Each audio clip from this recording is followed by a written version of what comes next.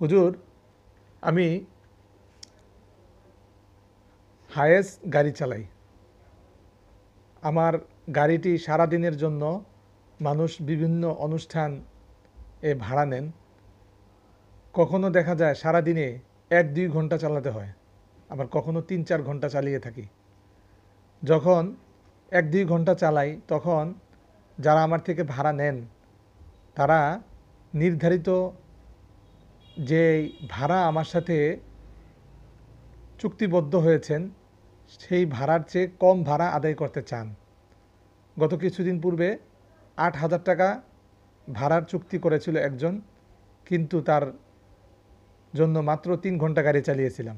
তখন বেলা শেষে সে 2,000 টাকা কম দিতে চান।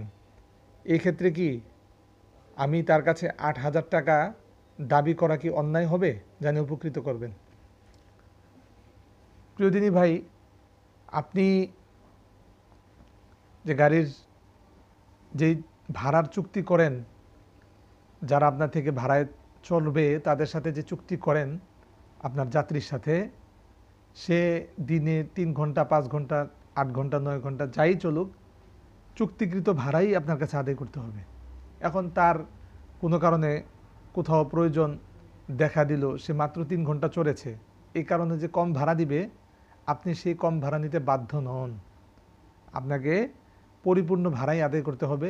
হ্যাঁ, তবে আপনি মানবিকতার দৃষ্টিকোণ থেকে চাইলে কম ভাড়া নিতে পারেন, এটা হতে পারে, কিন্তু এই ক্ষেত্রে আপনি বাধ্য নন।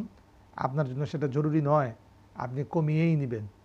বরঞ্চ যে ভাড়া চুক্তি হয়েছে সেই ভাড়াই যিনি ভাড়া নিয়েছেন তিনি সেটা আদায় করতে বাধ্য থাকিবেন, এবং আপনি তাকে চাপ প্রয়োগ করে সেই ভাড়া আদায় করে নিতে পারেন। আশা করি বিষয়টা বুঝতে পেরেছেন। দলিল হিসাবে দেখতে পারেন তাবিয়িনুল হাকায়েক খণ্ড নম্বর 6 পৃষ্ঠা নম্বর 81, ফাতোয়া হিন্দিয়া খণ্ড নম্বর 4 পৃষ্ঠা নম্বর 413, আল বাহরুর রায় খণ্ড নম্বর 7 পৃষ্ঠা নম্বর 300। ধন্যবাদ।